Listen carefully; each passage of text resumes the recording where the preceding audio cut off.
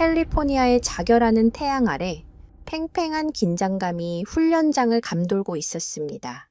먼지와 땀 냄새, 그리고 야성의 기운이 뒤섞인 공기 속에서 거구의 미국인 훈련사 데이비드가 우렁찬 목소리로 외쳤습니다.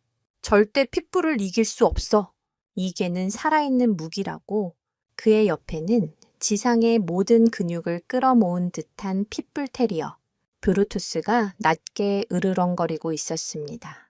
강철 같은 턱, 터질 듯한 어깨 근육은 그 자체로 위협이었습니다. 그들의 시선이 향한 곳에는 너무나도 대조적인 풍경이 있었습니다. 낡은 작업복 차림의 동양인 노인, 그리고 그 옆에 조용히 앉아있는 새하얀 진돗개 한 마리. 개는 마치 세상의 소음과 무관하다는 듯 주인의 그림자 속에서 미동도 없이 먼 산을 응시하고 있었습니다. 데이비드의 조롱 섞인 웃음소리가 훈련장에 울려 퍼졌습니다. 저런 개는 그냥 애완용일 뿐이야. 진짜 싸움이 뭔지 알기나 할까? 하지만 3분 후 그 자신만만하던 훈련사는 경악과 전율 속에서 몸을 떨게 됩니다. 그의 눈에 비친 것은 단순한 개의 싸움이 아니었습니다. 그것은 수천 년의 지혜와 본능이 빚어낸 경이로운 예술이었고, 거대한 힘 앞에서도 결코 꺾이지 않는 강긴한 정신의 증명이었습니다. 도대체 그 3분 동안 무슨 일이 있었던 걸까요? 왜 최강의 투견 핏불을 마주하고도 진돗개는 평온을 잃지 않았으며 미국인 훈련사는 공포가 아닌 경외심에 떨어야만 했을까요? 이야, 이제 편안히 앉으시기 전에 잠시 시간을 내어 좋아요를 누르고 구독해 주십시오. 제 채널은 유산을 따라서입니다. 이제부터 그 경이롭고 감동적인 이야기를 차분히 설명해 드리겠습니다. 모든 것은 한 달 전 한국의 전통 견종 보존 협회와 미국의 최신 훈련 기술을 자랑하는 데이비드의 훈련센터 간의 교류 프로그램에서 시작되었습니다. 데이비드는 자타가 공인하는 최고의 맹견 훈련 전문가였습니다. 그의 손을 거쳐간 개들은 하나같이 강력한 투견이나 경비견으로 다시 태어났죠. 그는 효율성과 힘, 그리고 공격성을 개가 갖춰야 할 최고의 미덕으로 꼽았습니다. 그런 그의 눈에 비친 한국의 진돗개는 그저 원시적인 개에 불과했습니다. 늑대와 비슷한 외형은 흥미로웠지만 현대적인 훈련 이론으로는 설명할 수 없는 그들만의 고집과 독립성은 그에게 결함으로 보일 뿐이었습니다. 특히 그의 눈에 거슬렸던 것은 박영감이라 불리는 노인과 그의 진돗개 백호였습니다. 박영감은 협회에서도 가장 나이가 많은 회원이자 평생을 진돗개와 함께 살아온 산증인이었습니다. 그는 최신 음성 명령기기나 전기 충격 목줄 대신 알아들을 수 없는 낮은 혼잣말과 미세한 손짓으로 백호와 소통했습니다. 데이비드가 보기엔 시대에 뒤떨어진 비과학적인 방법에 불과했죠. 영감님, 데이비드가 통역을 통해 거들먹거리며 말했습니다. 그렇게 해서는 개의 잠재력을 100% 끌어낼 수 없습니다. 개는 명확한 서열과 복종을 배워야 합니다. 당신의 개는 그냥 당신 친구처럼 구는군요. 박영감은 대답 대신 그저 껄껄 웃으며 백호의 목덜미를 긁어주었습니다. 백호는 주인의 손길에 만족스러운 듯 눈을 가늘게 떴습니다. 그 평화로운 모습이 데이비드의 자존심을 더욱 자극했습니다. 그는 자신의 철학이 부정당하는 것 같은 모욕감을 느꼈습니다. 데이비드는 자신의 파트너 브루투스를 훈련장 중앙으로 불렀습니다. 브루투스는 명령에 따라 타이어를 물어뜯고 2m 높이의 장애물을 가볍게 뛰어넘으며 자신의 강력함을 과시했습니다. 훈련장에 모인 사람들은 그 압도적인 힘에 감탄과 두려움이 섞인 탄성을 내뱉었습니다. 데이비드는 의기양양하게 박영감을 돌아보며 말했습니다. 보셨습니까? 이것이 바로 힘이고 통제입니다. 저 개 이름이 백호라고 했죠. 백호는 저 타이어에 이빨 자국이나 낼 수 있을까요? 그때였습니다. 조용히 앉아있던 백호가 처음으로 고개를 들어 브루투스를 정면으로 응시했습니다.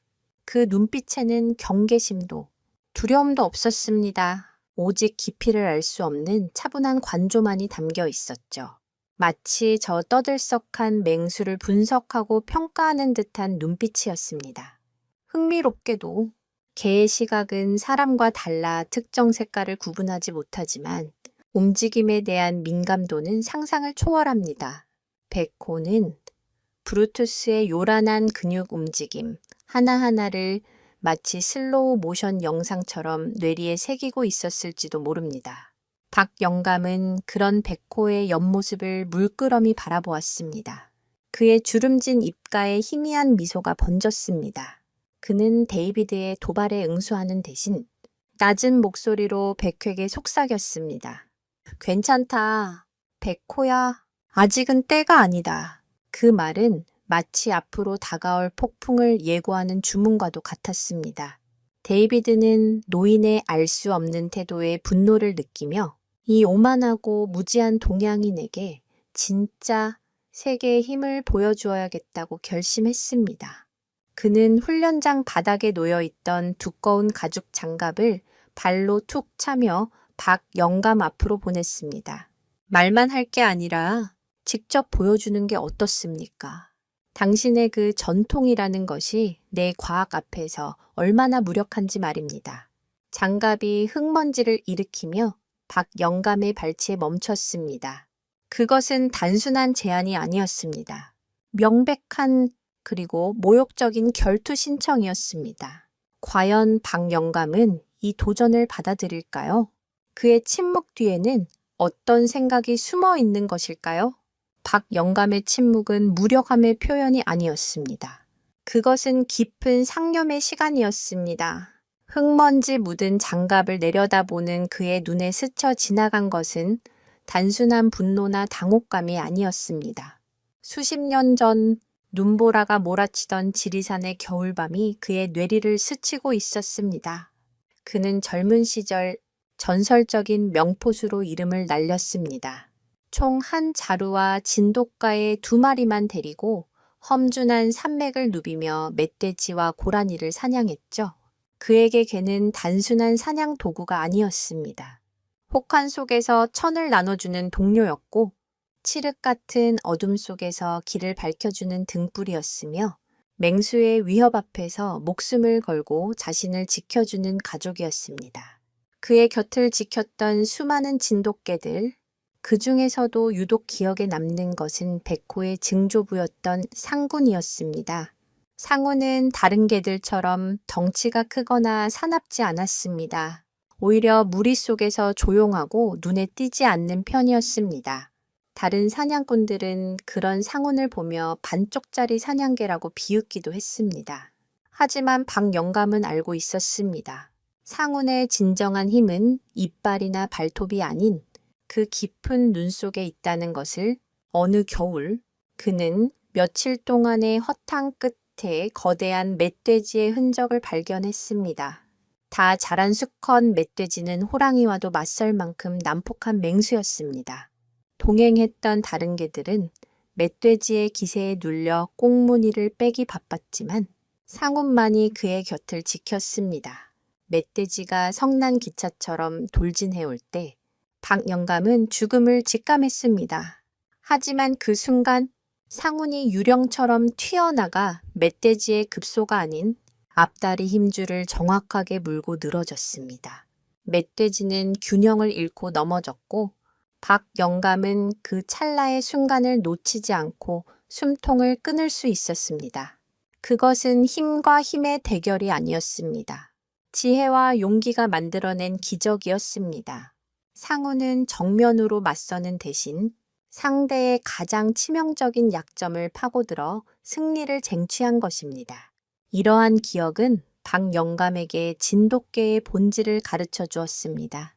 진돗개는 서양의 투견처럼 인간의 필요에 의해 공격성만이 극대화되도록 개량된 품종이 아니었습니다.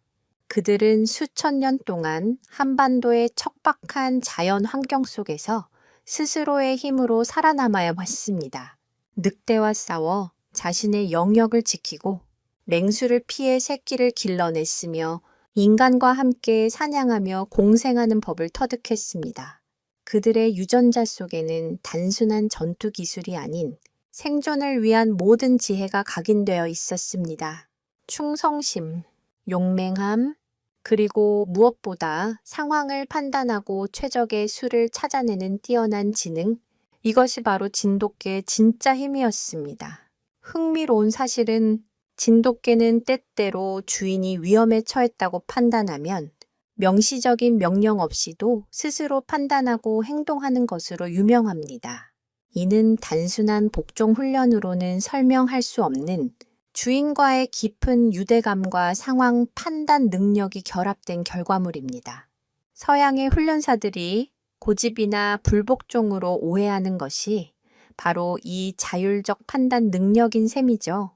박 영감은 데이비드의 오만한 얼굴을 바라보았습니다. 저 젊은 훈련사는 개를 힘의 크기로만 재단하고 있었습니다. 마치 아름다운 산의 가치를 오직 높이로만 평가하려는 어리석음과 같았습니다. 그는 데이비드를 위해서가 아니라 자신의 삶과도 같았던 진돗개의 진정한 가치를 증명하기 위해 이 도전을 피할 수 없다고 생각했습니다. 또한 그는 백호를 믿었습니다.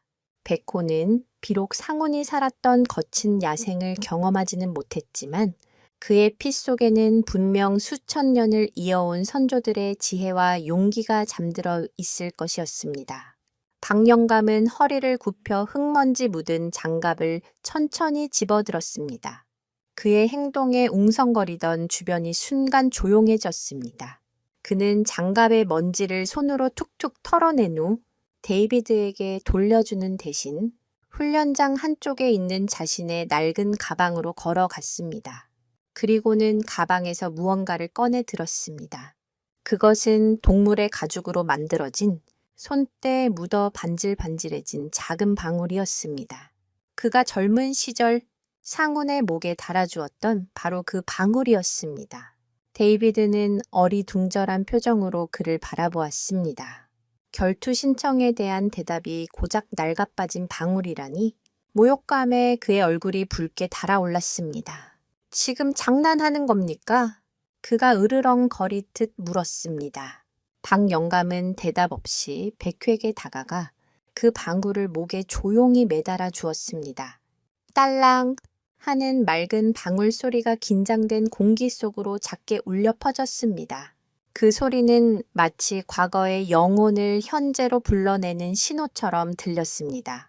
박 영감은 백호의 눈을 깊이 들여다보며 나지막이 말했습니다. 이제 너의 시간이다. 백호야. 저들에게 네가 누구의 후손인지 보여주거라. 백호는 주인의 말을 알아들었다는 듯 꼬리를 한번 힘차게 말고는 자리에서 일어섰습니다. 이제 백호는 더 이상 평범한 진돗개가 아니었습니다. 그의 어깨 위에는 선조들의 명예와 주인의 자부심이 함께 실려 있었습니다. 과연 이 작은 방울 소리는 어떤 기적을 불러오게 될까요? 그 모습을 불안한 눈으로 지켜보는 한 사람이 더 있었습니다. 바로 박 영감의 아들 박민준이었습니다. 그는 아버지와는 정반대의 삶을 살아온 인물이었습니다. 서울에서 명문대학을 졸업하고 지금은 미국의 IT 기업에서 일하는 소위 말하는 성공한 아들이었죠.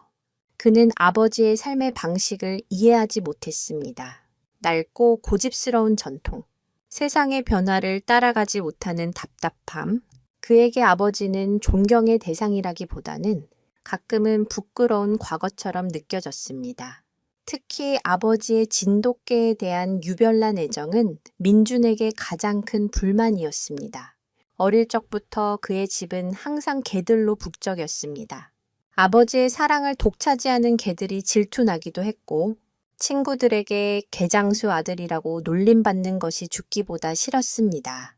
그는 개 냄새가 배어있는 시골집을 떠나 도시로 그리고 더 멀리 미국으로 향했습니다. 그에게 성공이란 아버지의 세계로부터 최대한 멀어지는 것을 의미했습니다. 이번 교류 프로그램에 통역 자원봉사를 자청한 것도 순수한 마음에서가 아니었습니다. 아버지의 건강이 염려되기도 했지만 한편으로는 세계적인 훈련사 데이비드 앞에서 아버지가 망신을 당하지는 않을까, 자신의 체면이 깎이지는 않을까 하는 불안감이 더 컸습니다. 그리고 그의 최악의 예감은 현실이 되고 있었습니다. 데이비드의 조롱과 도발 앞에서 아버지가 보여준 행동은 민준의 눈에 그저 시대착오적인 고집으로만 보였습니다. 왜 그냥 웃어넘기거나 정중하게 사과하고 상황을 마무리하지 않는 것일까? 왜 굳이 저런 무모한 도전을 받아들여 모두의 웃음거리가 되려고 하는 것일까? 그는 아버지가 부끄러웠습니다. 핏불 브루투스의 압도적인 힘 앞에서 베코는 한낱 사냥감에 불과해 보였습니다. 이 대결의 결과는 불을 보듯 뻔했습니다. 처참한 패배, 그리고 이어질 조롱, 그 모든 것이 결국 자신의 몫이 될 것 같아 얼굴이 화끈거렸습니다. 아버지, 제발 그만하세요. 민준이 결국 참지 못하고 아버지에게 다가가 한국말로 속삭였습니다. 그의 목소리에는 간절함과 짜증이 뒤섞여 있었습니다. 왜 사서 고생을 하세요? 저 사람들은 전문가예요. 그냥 인정하고 물러서면 되잖아요. 왜 모두가 보는 앞에서 망신을 당하려고 하세요? 박영감은 아들을 돌아보았습니다. 그의 눈빛은 질책이 아닌 깊은 슬픔에 잠겨 있었습니다. 그는 아들이 자신의 삶, 자신이 지키고자 했던 가치를 전혀 이해하지 못한다는 사실에 가슴이 아팠습니다. 민준아, 박영감의 목소리는 낮고 차분했습니다. 이건 나 개인의 자존심 문제가 아니다.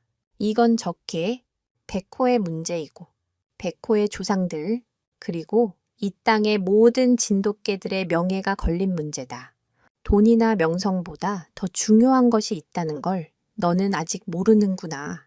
명예라고요. 아버지, 지금 시대가 어느 때인데 그런 낡은 소리를 하세요. 사람들은 결과만 기억해요. 저 핏불에게 백호가 물어뜯기는 끔찍한 결과만 기억할 거란 말입니다. 민준의 목소리가 격해졌습니다. 그의 이성적인 판단으로는 도저히 아버지의 행동을 납득할 수 없었습니다. 이 부자 간의 갈등은 데이비드에게는 아주 좋은 구경거리였습니다. 그는 통역이 없어도 분위기를 대충 짐작할 수 있었습니다. 젊고 세련된 아들이 늙고 고집 센 아버지를 말리는 상황, 그것은 자신이 늘 주장하던 구시대의 종말을 상징하는 장면처럼 보였습니다. 그는 비웃음을 감추지 않으며 민준에게 말했습니다. 아들 말 듣는 게 좋을 겁니다. 영감님, 괜한 고집 부리다가 걔만 다치게 될 테니까요.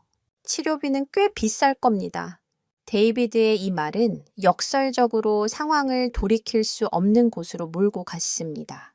아버지에 대한 민준의 불만과 별개로 외부인에 의한 노골적인 무시는 그의 자존심을 건드렸습니다. 하지만 그는 반박할 말을 찾지 못했습니다. 데이비드의 말이 논리적으로는 틀리지 않았기 때문입니다. 백호가 브루투스를 이길 확률은 사실상 제로에 가까웠습니다.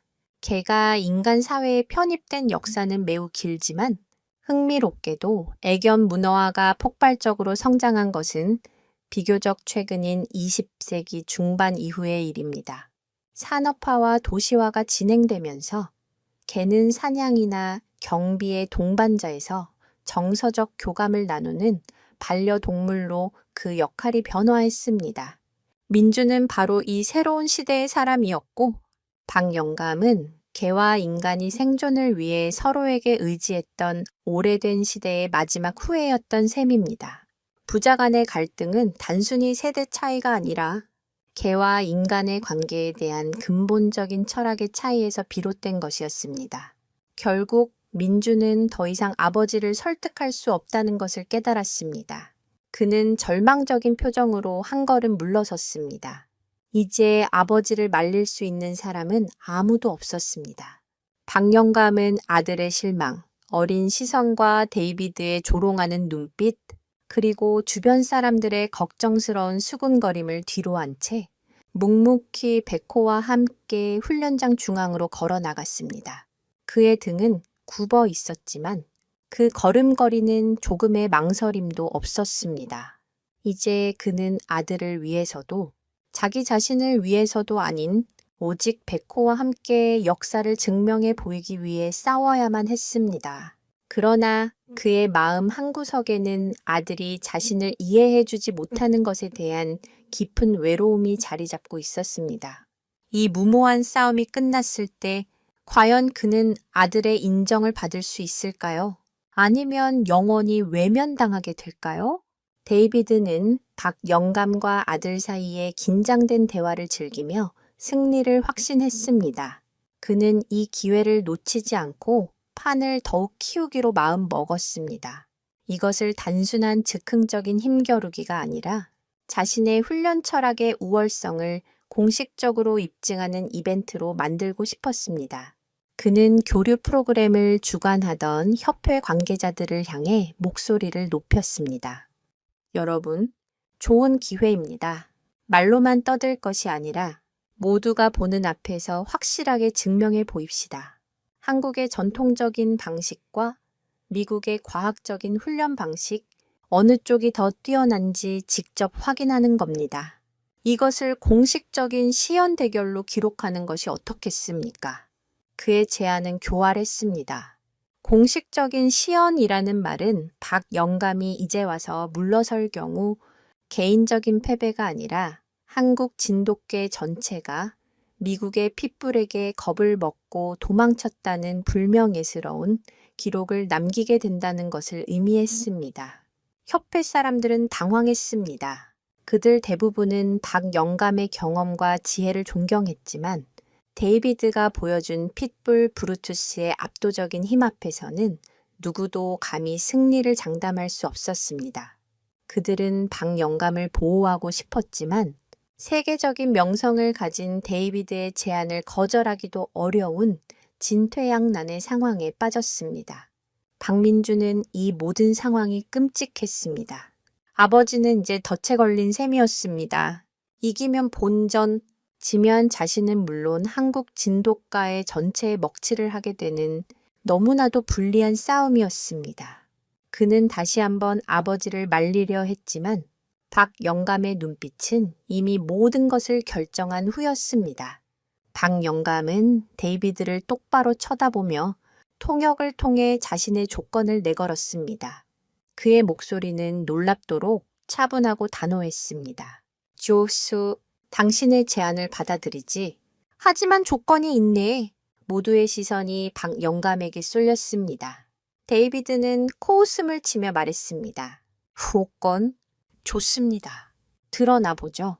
핏불의 이빨을 무디게 해달라거나 그런 비겁한 요구는 아니길 바랍니다. 시즈 첫째 박 영감은 그의 비아냥을 무시하고 말을 이었습니다. 이것은 싸움이 아닐세.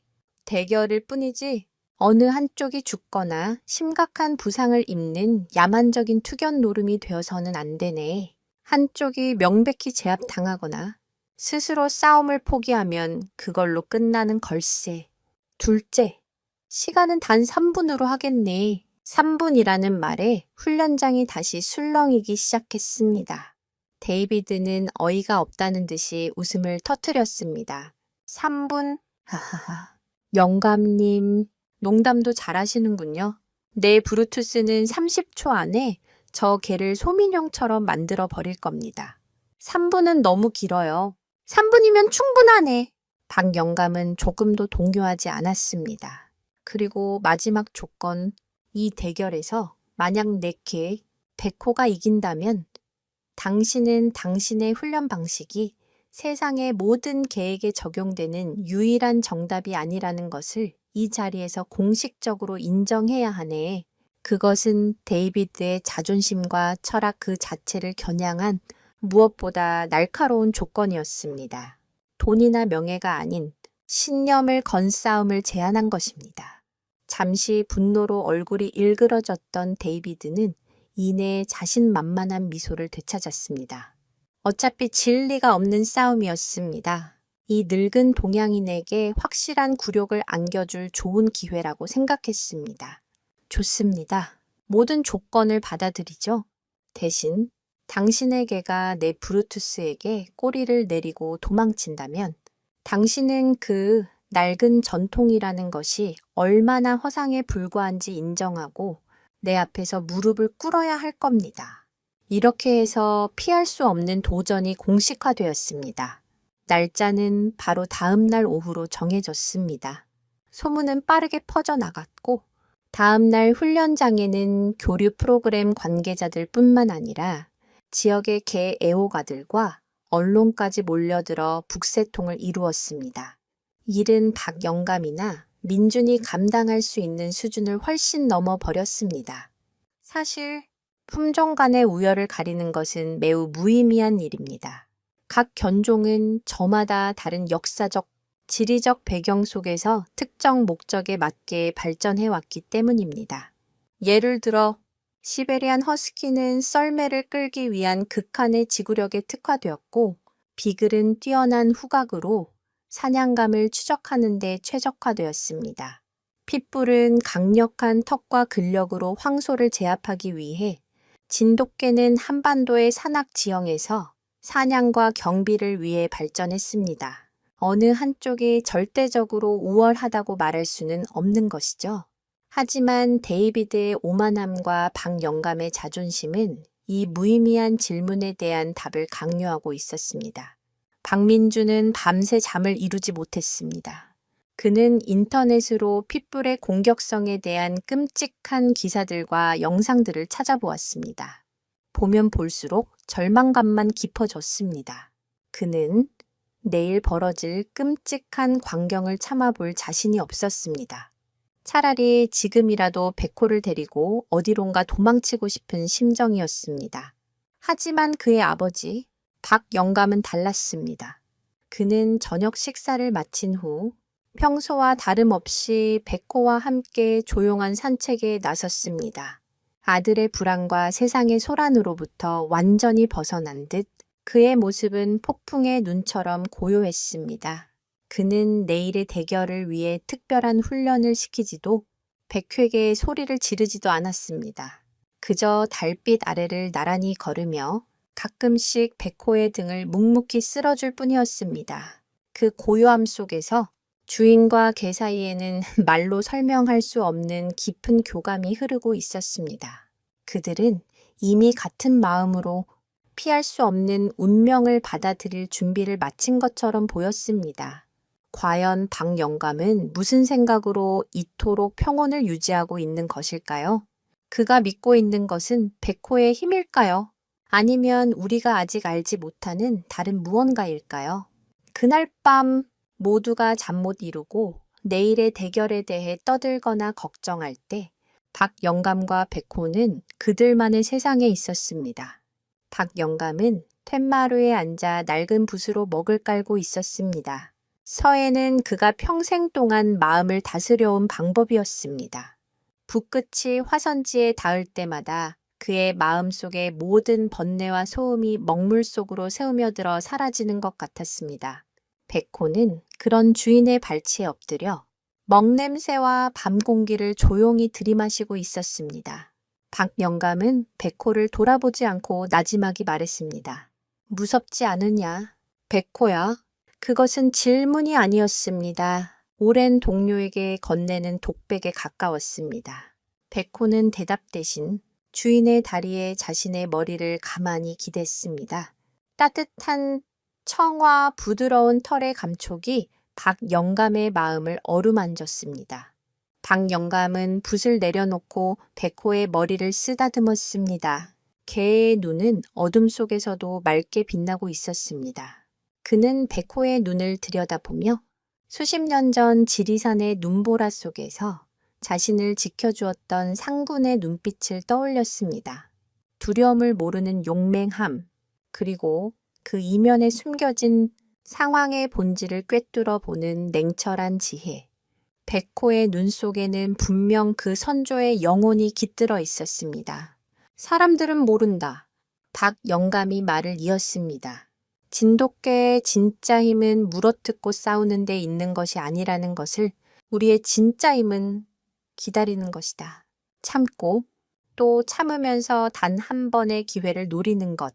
그것이 수천 년 동안 우리가 이 땅에서 살아남은 방식이었지. 그의 말은 백회게 하는 말이면서 동시에 자기 자신에게 하는 다짐이기도 했습니다. 그는 내일의 대결에서 백호가 브루투스와 힘으로 맞서 싸우길 원치 않았습니다. 그것은 진돗개의 방식이 아니었습니다. 그는 백호가 선조들로부터 물려받은 위대한 본능, 즉 사냥꾼의 지혜를 보여주기를 바랐습니다. 백호는 주인의 손길과 목소리 톤, 그리고 그에게서 풍겨나오는 미세한 냄새의 변화를 통해 그의 마음을 읽고 있었습니다. 개, 특히 진돗개와 같은 원시 견종은 인간의 언어보다는 비언어적인 신호에 훨씬 더 민감하게 반응합니다. 주인의 심장 박동 소리, 호흡의 깊이, 근육의 미세한 떨림까지도 그들에게는 중요한 정보가 됩니다. 백호는 박영감의 차분한 심장, 박동과 평온한 호흡을 통해 그의 굳건한 믿음을 온몸으로 느끼고 있었습니다. 주인은 자신을 믿고 있다. 그리고 자신 또한 주인을 믿는다. 그들에게는 더 이상의 언어가 필요 없었습니다. 박영감은 자리에서 일어나 곳간으로 향했습니다. 그리고는 조심스럽게 나무 상자 하나를 꺼내왔습니다. 상자 안에는 잘 말린 약초와 동물의 뼈를 갈아 만든 가루가 들어 있었습니다. 이것은 그가 명포수였던 시절, 사냥 전날이면 늘 사냥개들에게 먹이던 비법의 영양식이었습니다. 단순히 힘을 키우는 것이 아니라 감각을 최대한 예민하게 만들고 집중력을 높여주는 효과가 있었죠. 그는 정성스럽게 영양식을 물에 개어 백호에게 내밀었습니다. 백호는 단숨에 그릇을 비웠습니다. 그러자 신기하게도 그의 눈빛이 이전보다 더욱 형형하게 빛나기 시작하는 것 같았습니다. 몸속에 잠자고 있던 야성이, 선조로부터 물려받은 사냥꾼의 본능이 서서히 깨어나는 듯 했습니다. 그는 조용히 자리에서 일어나 훈련장 쪽을 향해 섰습니다. 그리고는 밤 공기를 향해 코를 벌른거리며 저 멀리서 풍겨오는 핏불, 브루투스의 채취를 가늠했습니다. 그 순간 백호는 더 이상 박영감의 충직한 반려견이 아니었습니다. 그는 자신의 영역에 침범한 강력한 경쟁자를 마주한 한 마리의 고독한 늑대였습니다. 그는 싸우고 싶지 않았습니다. 하지만 물러설 수도 없었습니다. 주인의 명예, 그리고 자신의 자존심이 걸려 있었기 때문입니다. 그는 마음속으로 조용한 맹세를 했습니다. 나는 싸우지 않겠다. 다만 사냥을 할 뿐이다. 힘으로 저 거대한 맹수를 이길 수는 없을 것이다. 하지만 지혜로는 이길 수 있다. 나는 그의 힘을 역이용하고 그의 분노를 나의 무기로 삼을 것이다. 그리고 단 한 번의 기회에, 단 한 번의 완벽한 순간을 위해 내 모든 것을 걸겠다. 그 결의에 찬 눈빛을 본 박영감은 비로소 마음을 놓았습니다. 그는 백호가 자신의 가르침과 기대를 완벽하게 이해했음을 알 수 있었습니다. 그는 더 이상 아무 말도 하지 않고 그저 백호의 옆에 나란히 서서 어둠이 내린 훈련장을 함께 응시했습니다. 주인과 개, 두 그림자는 마치 하나의 영혼처럼 고요하고 단단해 보였습니다. 멀리서 들려오는 귀뚜라미, 소리만이 그들의 비장한 침묵을 감싸고 있었습니다. 내일 아침, 태양이 떠오르면 모든 것이 결정될 것입니다. 과연 백호의 조용한 맹세는 현실이 될 수 있을까요? 수천 년을 이어온 사냥꾼의 지혜는 현대 과학이 만들어낸 최강의 투견 앞에서 어떤 모습을 보여주게 될까요? 그 답은 오직 시간만이 알고 있었습니다. 다음 날 오후, 훈련장은 전날과는 비교도 할 수 없을 만큼 많은 인파로 가득 찼습니다. 사람들의 얼굴에는 호기심과 기대감, 그리고 약간의 잔인한 흥분이 뒤섞여 있었습니다. 대부분의 사람들은 이 대결을 다윗과 골리앗의 싸움이라고 생각했습니다. 그리고 그들의 동정은 다윗, 즉 백회에게 향해 있었지만 승리에 대한 기대는 골리앗, 브루투스에게 쏠려 있었습니다. 데이비드는 이 분위기를 마음껏 즐겼습니다. 그는 마치 록스타처럼 군중의 환호의 손을 흔들며 등장했습니다. 그의 옆에 선 브루투스는 전날보다 훨씬 더 위압적인 모습이었습니다. 목에는 스파이크가 박힌 두꺼운 가죽 목줄이 채워져 있었고 온몸의 근육은 금방이라도 폭발할 것처럼 꿈틀거리고 있었습니다. 데이비드는 대결이 시작되기도 전에 브루투스의 힘을 과시하며 기선을 제압하려 했습니다.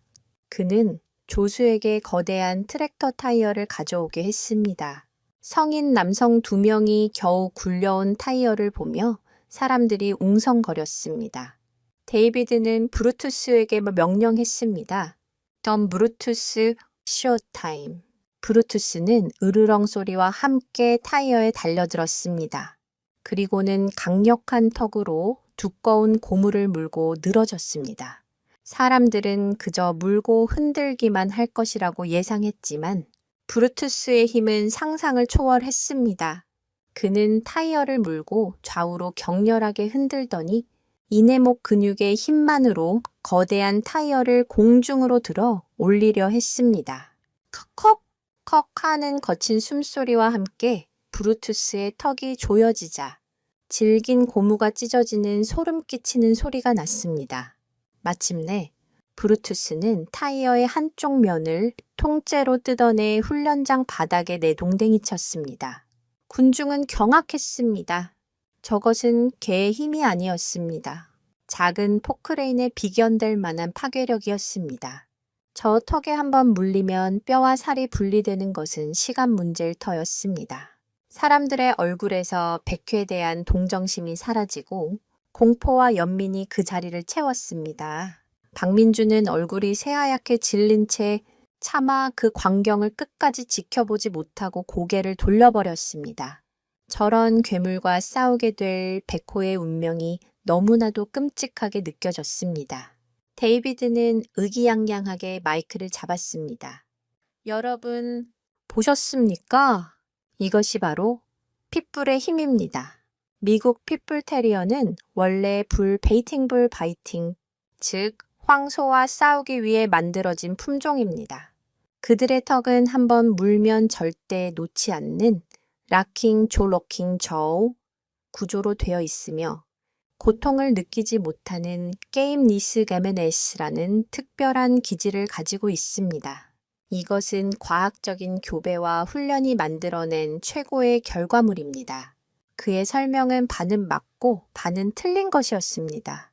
핏불에게 락킹조라는 해부학적 구조는 실제로 존재하지 않습니다. 다만 엄청난 턱 근육의 힘과 포기하지 않는 기질 때문에 한번 문 것을 놓지 않는 것처럼 보일 뿐이죠. 하지만 이런 세세한 사실관계는 중요하지 않았습니다. 군중은 이미 브루투스의 압도적인 위력에 완전히 매료되었고 데이비드의 말은 그들에게 절대적인 진리처럼 들렸습니다. 데이비드는 연설을 마치고 방 영감 쪽을 쳐다보며 비웃었습니다. 야, 이제 당신의 개가 뭘 할 수 있는지 보여줄 차례입니다.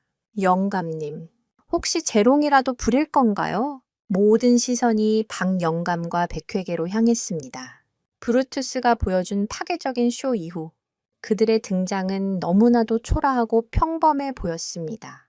박 영감은 여전히 낡은 작업복 차림이었고 백호는 어떠한 흥분이나 동요도 없이 주인의 옆에 조용히 서 있을 뿐이었습니다.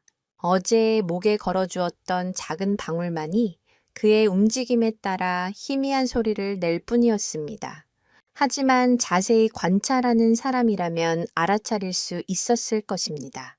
백호는 브루투스의 난동을 처음부터 끝까지 한순간도 놓치지 않고 지켜보고 있었다는 것을 그의 눈은 단순한 구경꾼의 눈이 아니었습니다. 상대의 공격 패턴, 힘의 방향, 그리고 흥분했을 때 드러나는 작은 습관들까지 모든 것을 데이터처럼 저장하는 분석가의 눈이었습니다. 그는 브루투스가 타이어를 물어뜯을 때 힘을 집중하기 위해 뒷다리를 어떻게 사용하는지, 고개를 흔들 때 무게 중심이 어느 쪽으로 쏠리는지를 본능적으로 파악하고 있었습니다. 박영감은 그런 백호의 상태를 누구보다 잘 알고 있었습니다. 그는 군중의 소음이나 데이비드의 도발에 전혀 신경 쓰지 않았습니다. 그는 허리를 굽혀 백호의 귀에 대고 속삭였습니다. 보았느냐? 저놈의 힘은 저 턱과 앞발에서 나온다. 하지만 힘이 강할수록 균형을 잃기는 더 쉬운 법이지. 명심하거라. 우리는 저놈과 싸우는 것이 아니다. 저놈의 힘을 이용하는 것이다. 그것은 명령이 아닌 마지막 조언이었습니다. 박영감은 백호의 목줄을 풀어주었습니다. 자유로워진 백호는 목을 한번 크게 흔들었습니다. 딸랑 하는 방울 소리가 유난히 맑게 울렸습니다. 그는 훈련장 중앙으로 천천히 걸어 나갔습니다. 그 걸음걸이에는 조금의 주저함도 공포도 없었습니다. 마치 자신의 안방을 거닐 듯 자연스럽고 당당했습니다. 브루투스는 자신의 영역으로 들어온 하얀 개를 보며 코웃음을 치듯 콧김을 뿜었습니다. 그의 눈에는 이미 백호가 산산조각 난 모습이 보이는 듯했습니다. 훈련장의 철문이 닫히고 심판이 대결 시작을 알리기 위해 손을 들었습니다. 팽팽한 긴장감 속에서 과연 백호는 저 압도적인 파괴력 앞에서 살아남을 수 있을까요? 박영감의 지혜는 과연 통할 것인가? 아니면 무모한 고집으로 끝나고 말 것인가? 이제 곧 그 운명의 3분이 시작되려 하고 있었습니다.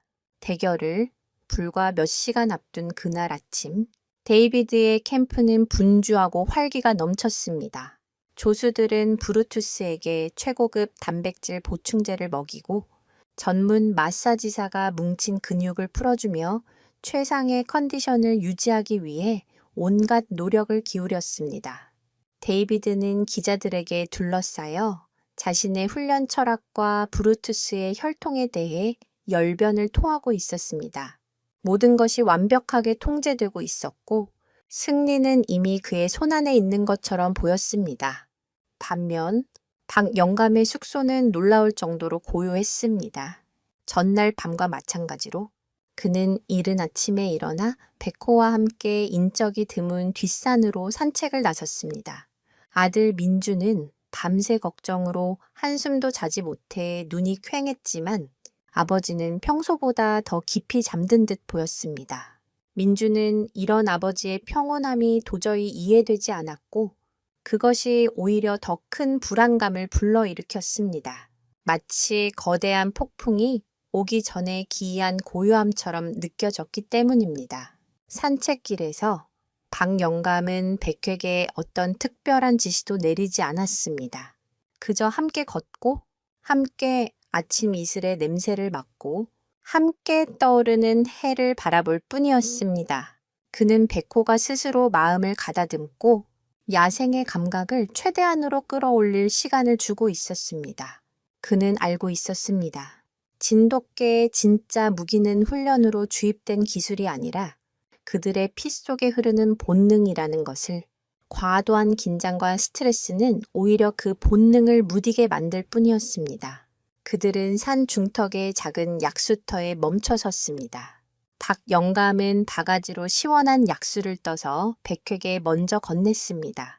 백호가 물을 마시는 동안 그는 백호의 등을 부드럽게 쓸어주며 말했습니다. 기억하거라, 백호야. 가장 강한 나무는 바람에 맞서 싸우는 나무가 아니라 바람에 몸을 맡길 줄 아는 나무다. 가장 깊은 강은 소리내어 흐르는 강이 아니라 조용히 흐르는 강이지. 너는 오늘 바람처럼 춤추고 강물처럼 흘러야 한다. 이 선문답 같은 말 속에 박영감이 백회에게 전하고자 하는 모든 전략이 담겨 있었습니다. 힘의 힘으로 맞서지 말라. 상대의 힘을 인정하고 그것을 이용하라. 분노와 흥분은 너의 눈을 가리지만 평온함은 너에게 모든 것을 보게 할 것이다. 재미있는 사실 하나는 개들은 인간이 느끼지 못하는 지구의 미세한 자기장 변화를 감지할 수 있다는 연구 결과가 있다는 것입니다. 그래서인지 몇몇 개들은 배변 시에 몸을 남북 방향으로 맞추는 경향을 보인다고 합니다. 이것이 과학적으로 명확히 입증된 바는 아니지만 우리가 아직 알지 못하는 개의 놀라운 감각, 능력의 한 단면을 보여주는 예시일 수 있습니다.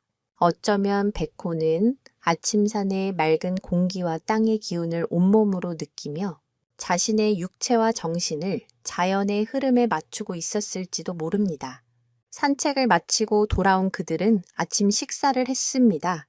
박 영감은 평소와 똑같은 된장찌개와 밥을 먹었고 백호 역시 평소에 먹던 사료를 먹었습니다. 특별한 영양식도 비장한 각오도 없었습니다. 그저 일상의 한 부분처럼 다가올 대결을 담담하게 준비하고 있을 뿐이었습니다. 민주는 그런 아버지와 백호의 모습에서 기묘한 위화감을 느꼈습니다. 분명 비상 상황인데 그들은 너무나도 평온했습니다. 마치 소풍 전날 아침 같은 풍경이었습니다. 그 평온함은 민준의 불안을 조금씩 잠재우기 시작했습니다. 어쩌면 아버지는 정말로 무언가 믿는 구석이 있는 것은 아닐까. 자신이 이해하지 못하는 아버지와 백호만이 아는 어떤 비밀이 있는 것은 아닐까. 그는 처음으로 아버지의 세계를 이해하고 싶다는 생각을 하게 되었습니다. 시간이 되어 훈련장으로 향할 때 박 영감은 민준을 불렀습니다. 그리고는 자신의 손때에 묻은 낡은 모자를 아들의 머리에 씌워주었습니다. 아비가 부끄러우냐? 박 영감이 덤덤하게 물었습니다. 민준은 차마 대답하지 못하고 고개를 숙였습니다. 박 영감은 아들의 어깨를 투박한 손으로 감싸 쥐었습니다. 이 아비는 한 번도 너를 부끄러워한 적이 없다. 네가 어떤 선택을 하든 너는 내 자랑스러운 아들이다. 그러니 너도 이 아비를 믿어다오. 오늘 내가 하려는 것은 너에게 돈이나 명예보다 더 소중한 것이 있다는 것을 보여주기 위함이다. 아버지의 진심 어린 말에 민준의 눈시울이 뜨거워졌습니다. 그는 그동안 자신이 얼마나 어리석었는지를 깨달았습니다. 아버지를 이해하려 노력하기보다는 자신의 기준으로 아버지를 판단하고 부끄러워하기만 했습니다. 그는 고개를 들어 아버지를 바라보았습니다. 주름진 얼굴, 거친 손, 하지만 그 눈빛만은 그 어느 때보다 강하고 깊었습니다. 죄송해요. 아버지, 제가 잘못 생각했어요. 박 영감은 그저 아들의 어깨를 두어 번 두드려줄 뿐이었습니다. 부자 사이의 오랜 벽이 허물어지는 순간이었습니다. 이제 박 영감은 더 이상 혼자가 아니었습니다. 그의 곁에는 자신을 온전히 믿어주는 백호와 그리고 마침내 자신을 이해하기 시작한 아들이 함께 있었습니다. 그는 비로소 완전한 평온을 찾았습니다. 이제 그 어떤 결과가 나오더라도 후회는 없을 것이었습니다. 훈련장에 도착했을 때 그들의 모습은 아침과 전혀 달라 보였습니다. 다른 사람들의 눈에는 여전히 초라한 노인과 평범한 개로 보였을지 모르지만 민준의 눈에는 세상 그 누구보다 강하고 단단한 전사들처럼 보였습니다. 그들은 더 이상 승패에 연연하지 않았습니다. 그저 자신들이 지켜온 가치와 신념을 증명하기 위해 그 자리에 섰을 뿐입니다. 과연 이 폭풍전의 고요함은 어떤 결과를 낳게 될까요? 모든 준비는 끝났습니다. 이제 운명의 문이 열릴 시간만이 남았습니다. 마침내 결전의 시간이 다가왔습니다. 훈련장 중앙에 설치된 철망으로 둘러싸인 넓은 원형 경기장에 모든 사람의 시선이 집중되었습니다. 캘리포니아의 오후 햇살이 흙먼지 날리는 바닥을 뜨겁게 달구고 있었습니다. 심판의 양쪽으로 데이비드와 박 영감이 각자의 개와 함께 마주보고 섰습니다. 공기는 금방이라도 터져버릴 듯한 긴장감으로 가득했습니다. 데이비드는 마지막 순간까지 쇼맨십을 잃지 않았습니다. 그는 브루투스의 우람한 가슴을 두드리며 군중을 향해 포효했습니다. 준비됐나? 마우르투스, 저 애송이에게 진짜 남자가 뭔지 보여줘. 브루투스는 주인의 흥분에 화답하듯 목줄을 당기며 으르렁거렸습니다. 굵은 쇠사슬이 팽팽하게 당겨지며 섬뜩한 소리를 냈습니다. 그 모습은 마치 사슬에 묶인 검투사와도 같았습니다. 반면 박 영감과 백호는 여전히 고요했습니다. 박 영감은 마지막으로 백호의 목덜미를 부드럽게 쓰다듬어 주었습니다. 그것은 어떤 지시나 명령이 아니었습니다. 그저 나는 너를 믿는다는 무언의 신뢰를 전달하는 의식이었습니다. 백호는 주인의 손길에 잠시 눈을 감았다 떴습니다. 그의 눈동자는 더 이상 평범한 개의 눈이 아니었습니다.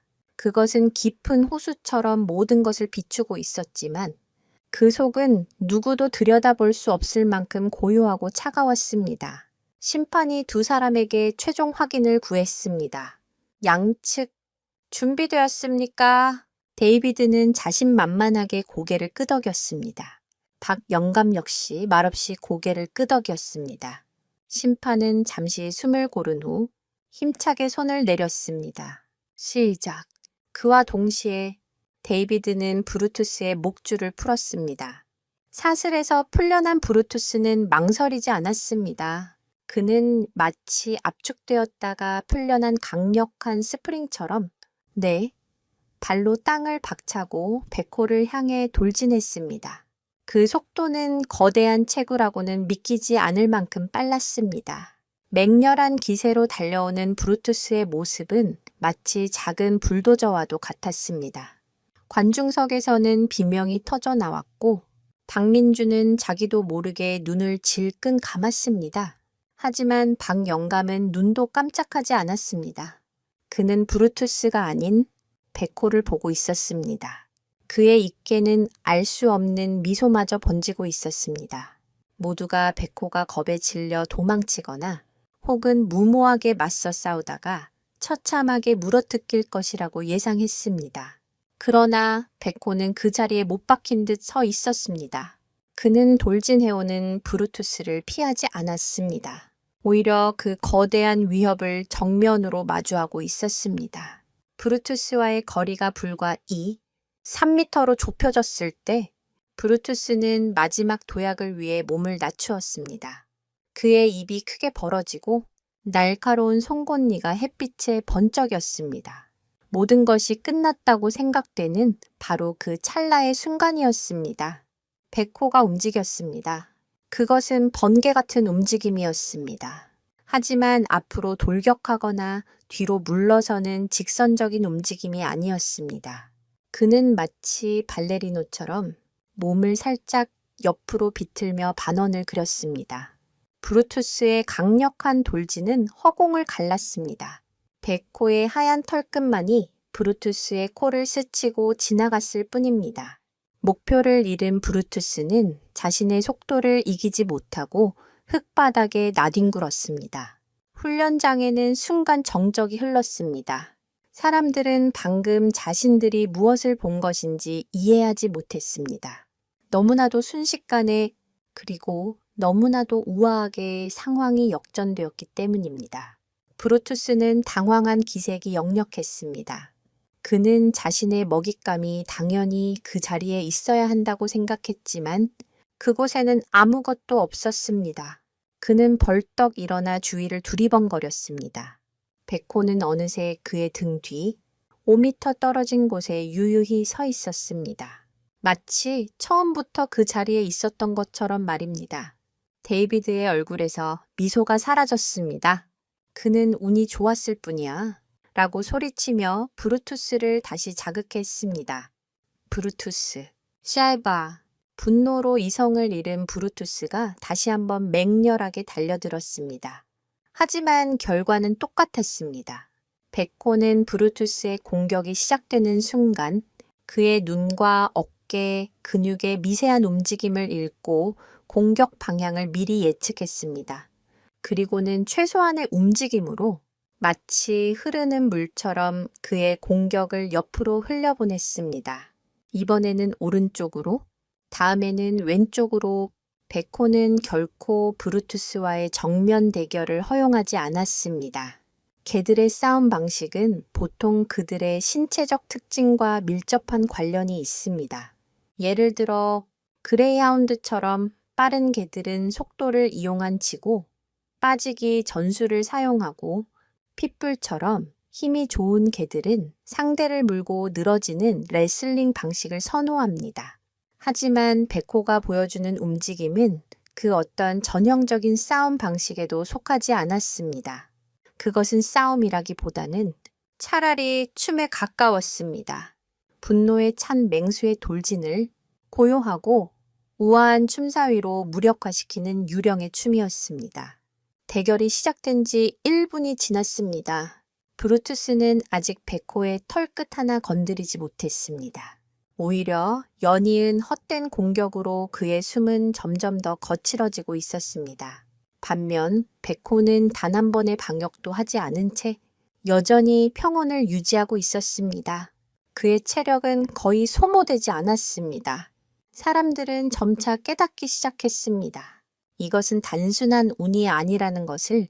저 하얀 진돗개는 지금 의도적으로 핏불을 지치게 만들고 있다는 것을.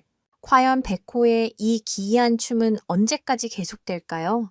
그는 언제, 그리고 어떻게 반격을 시작할 것인가? 훈련장의 모든 사람들은 숨을 죽인 채 다음 순간을 기다리고 있었습니다. 백호의 움직임은 보는 이들을 혼란에 빠뜨렸습니다. 그는 싸우는 것이 아니었습니다. 그는 마치 성난 황소 앞에서 춤을 추는 투우사처럼 브루투스의 공격을 아슬아슬하게 피해내고 있었습니다.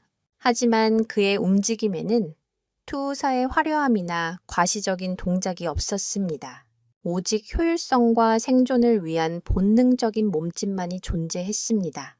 그는 최소한의 움직임으로 최대의 효과를 내고 있었습니다. 브루투스가 10m를 달려와 공격할 때 백호는 단 한두 걸음의 움직임으로 그 공격을 무위로 돌렸습니다. 데이비드는 자신의 눈을 의심했습니다. 그는 수많은 개들의 싸움을 지켜봐 왔지만 이런 광경은 처음이었습니다. 보통의 개들은 위협을 느끼면 맞서 싸우거나 겁을 먹고 도망치거나 혹은 복종의 자세를 취합니다. 하지만 백호는 그 어떤 행동도 하지 않았습니다. 그는 그저 브루투스라는 거대한 폭풍의 중심에서 고요함을 유지하며 유유히 춤을 추고 있을 뿐이었습니다. 저게 대체 뭐지? 데이비드가 자신도 모르게 중얼거렸습니다. 그의 과학적인 훈련 데이터베이스에는 백호의 행동을 설명할 수 있는 어떠한 항목도 존재하지 않았습니다. 공격성 수치, 방어 본능, 회피 반응, 그 어떤 카테고리에도 들어맞지 않았습니다. 하지만 박영감은 알고 있었습니다. 백호가 지금 무엇을 하고 있는지를. 그는 싸우고 있는 것이 아니라 사냥을 하고 있는 것이었습니다. 그리고 지금은 사냥감을 몰아지치게 만드는 과정이었습니다.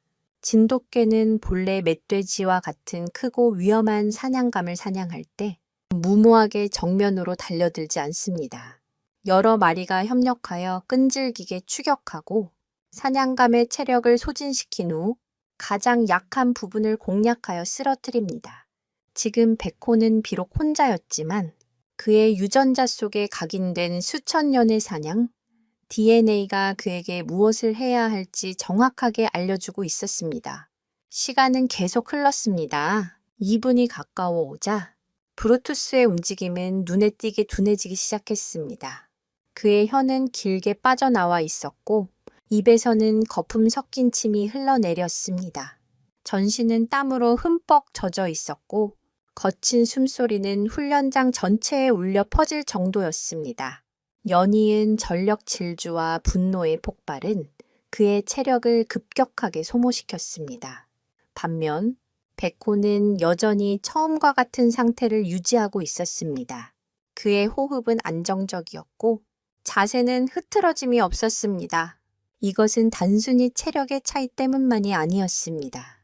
개의 신체 구조에 대한 흥미로운 사실 중 하나는 그들이 땀샘이 주로 발바닥에 집중되어 있어 헐떡거린 판팅을 통해 천을 조절한다는 점입니다. 브루투스의 격렬한 헐떡거림은 그의 몸이 이미 과열 상태에 접어들었음을 의미했습니다. 반면 효율적인 움직임으로 체력 소모를 최소화한 베코는 체온을 안정적으로 유지하며 최상의 컨디션을 지키고 있었습니다. 관중석의 분위기도 서서히 변하고 있었습니다. 처음에 조롱과 우려는 사라지고 경이로움과 감탄이 그 자리를 채우기 시작했습니다. 사람들은 이제 더 이상 베코를 약한 개로 보지 않았습니다. 그들은 지금 눈앞에서 펼쳐지는 지능과 본능이 비전에는 한편의 예술을 목격하고 있었습니다. 박민주는 자신도 모르게 주먹을 꽉 쥐고 있었습니다. 그의 심장은 터질 듯이 뛰고 있었습니다. 부끄러움은 이미 오래전에 사라졌습니다. 지금 그의 마음을 가득 채운 것은 아버지와 베코에 대한 무한한 자부심이었습니다. 데이비드는 초조해지기 시작했습니다. 그의 완벽한 시나리오는 완전히 빗나가고 있었습니다. 그는 브루투스에게 소리쳤습니다. 브루투스, 정신 차려. 저 녀석은 그냥 도망만 다니고 있잖아. 코너로 몰아서 끝내버려. 주인의 다급한 목소리에 자극받은 브루투스는 마지막 남은 힘을 쥐어짰습니다.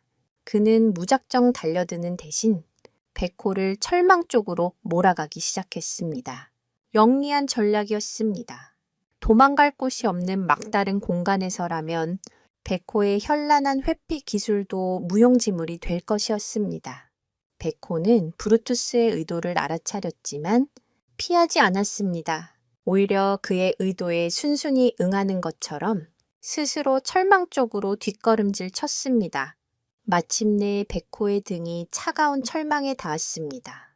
더 이상 물러설 곳이 없었습니다. 브루투스는 승리를 확신했습니다. 그는 낮게 으르렁거리며 천천히 거리를 좁혀왔습니다. 이제 마지막 일격만 남았습니다. 관중들은 모두 숨을 죽였습니다. 데이비드의 입가에 다시 잔인한 미소가 떠올랐습니다. 박 영감만이 유일하게 평정을 잃지 않은 채 그저 묵묵히 상황을 지켜보고 있었습니다. 그는 베코가 일부러 막다른 길로 들어섰다는 것을 알고 있었습니다. 이것은 함정이었습니다. 사냥꾼이 사냥감을 유인하기 위해 파놓은 마지막 함정. 브루투스가 마침내 땅을 박차고 백회에게 몸을 날렸습니다. 철망에 갇힌 백회에게는 피할 곳이 없어 보였습니다. 이제 정말 끝이라고 모두가 생각하는 바로 그 순간, 베코가 지금껏 보여주지 않았던 놀라운 움직임을 선보였습니다. 그는 옆으로 피하는 대신 철망을 발로 차고 솟구쳐 올랐습니다. 마치 벽을 타는 고양이처럼 그는 브루투스의 머리 위를 가볍게 뛰어넘어 그의 등 뒤에 착지했습니다. 과연 베코가 이 절체절명의 위기를 기회로 만든 이유는 무엇일까요?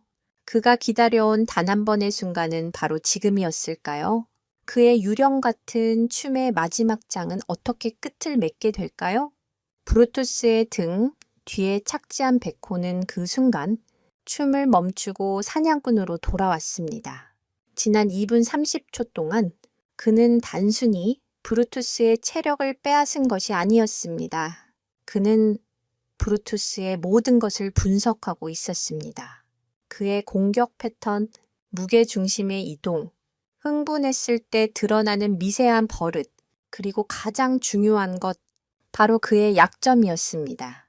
베코가 발견한 브루투스의 약점은 역설적으로 그의 가장 큰 강점인 힘, 그 자체에 있었습니다. 브루투스는 자신의 압도적인 힘을 믿고 항상 전력을 다해 직선적으로 공격했습니다.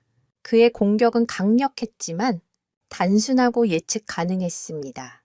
또한 강력한 상체 근육에 비해 하체는 상대적으로 빈약했고 특히 급격한 방향 전환 시에 오른쪽 뒷다리가 살짝 불안정하게 흔들리는 것을 베코는 놓치지 않았습니다.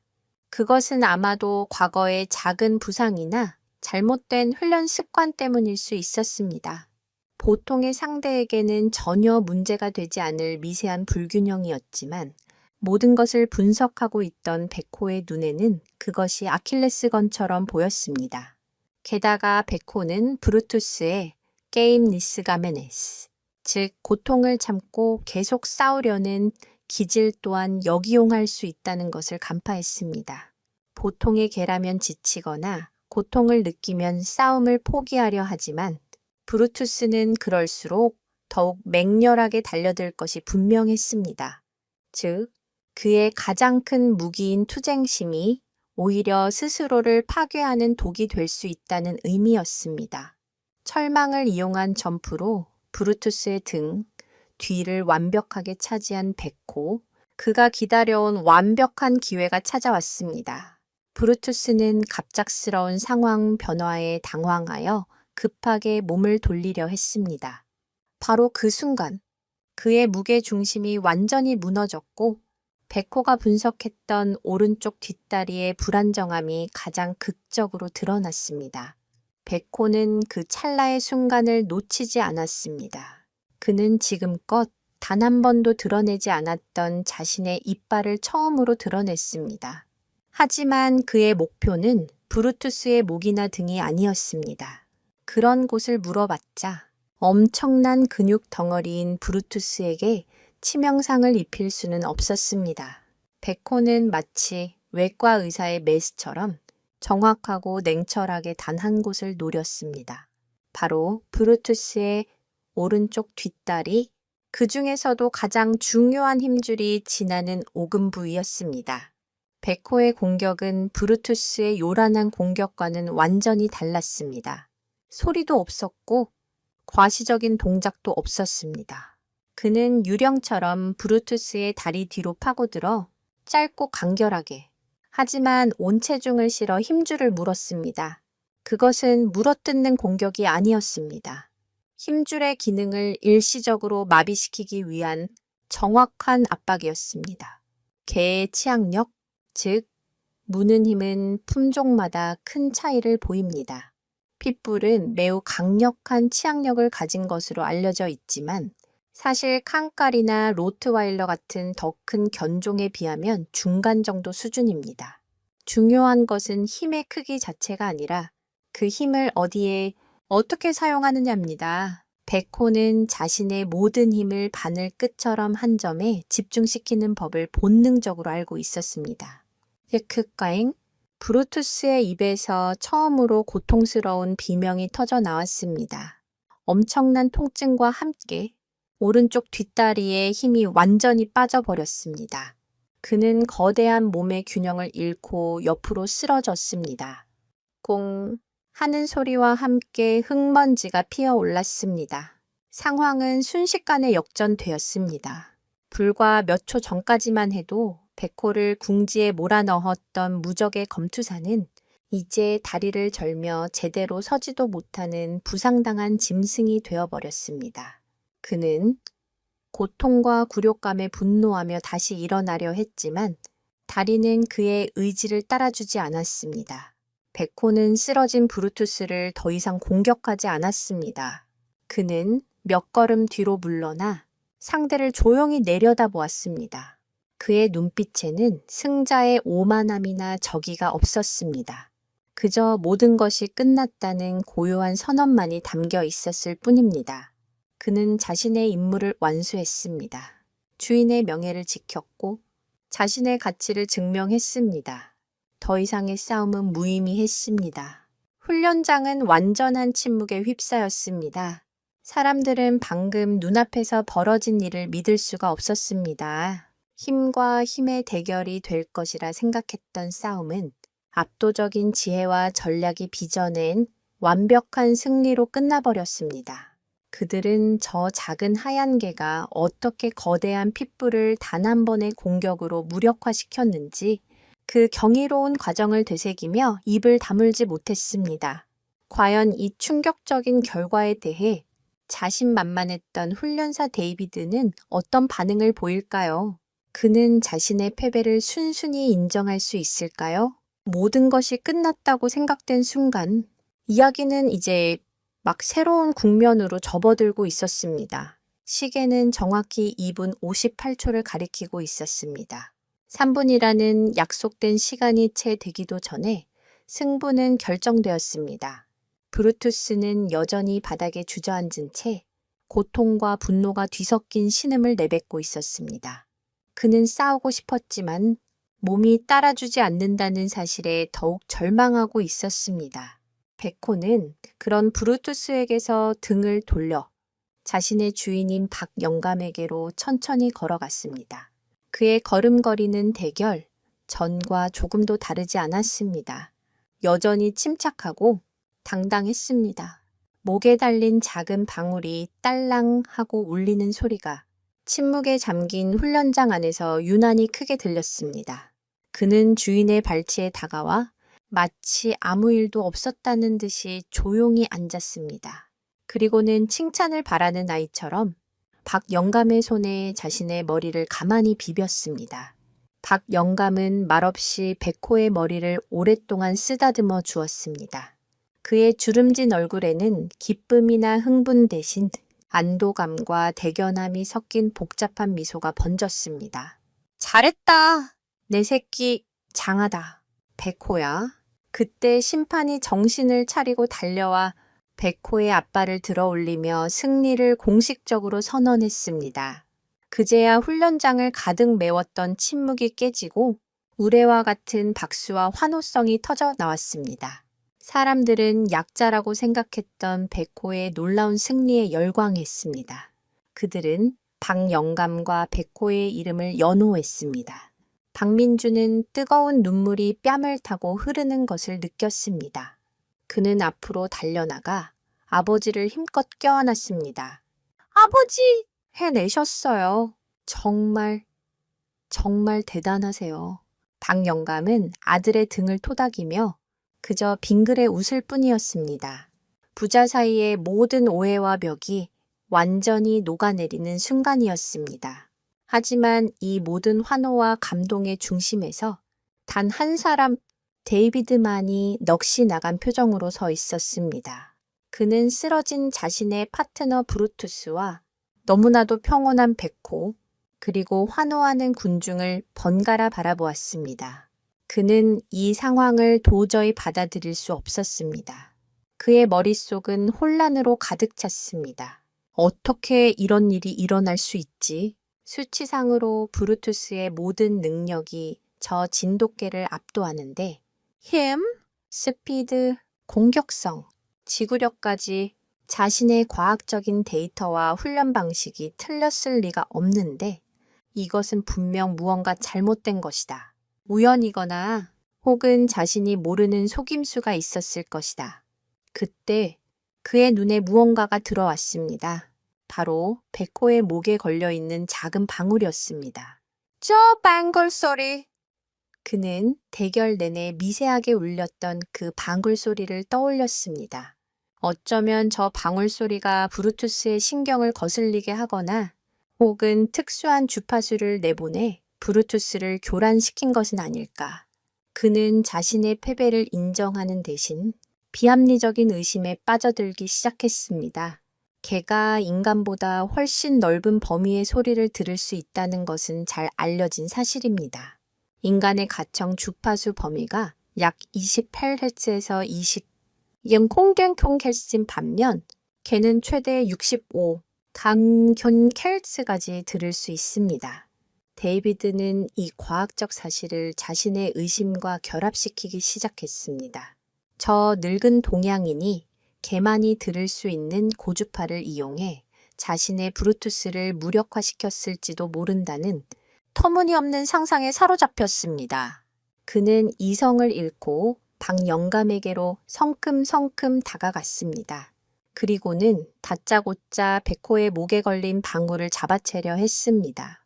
이게 뭐지? 이 방울에 무슨 짓을 한 거야? 이건 사기야. 백호는 갑작스러운 위협에 몸을 낮추고 경계의 자세를 취하며 이빨을 드러냈습니다. 순식간에 훈련장의 분위기가 다시 험악해졌습니다. 박영감이 백호를 진정시키며 데이비드의 앞을 막아섰습니다. 박민준이 통역을 위해 급히 그들 사이로 끼어들었습니다. 진정하세요. 데이비드, 무슨 짓입니까? 저 영감님이 속임수를 썼어. 저 방울이 증거야. 데이비드가 씩씩거리며 소리쳤습니다. 박 영감은 아들의 통역을 듣고는 화를 내는 대신 허탈한 웃음을 지었습니다. 그는 스스로 베코의 목에서 방울을 풀어 데이비드에게 건넸습니다. 가져가 보게. 자네가 말하는 신비한 힘이라도 들어있는지 직접 확인해 보게나. 데이비드는 방울을 받아들고 이리저리 살펴보았습니다. 하지만 그의 손에 들린 것은 그저 낡고 평범한 노소의 방울일 뿐이었습니다. 특별한 장치도 기이한 힘도 느껴지지 않았습니다.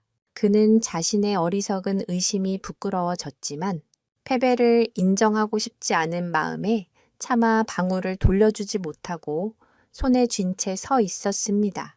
바로 그때 그가 떨기 시작했습니다. 그의 손이 그리고 온몸이 미세하게 떨리고 있었습니다. 사람들은 그가 분노 때문에 몸을 떠는 것이라고 생각했습니다.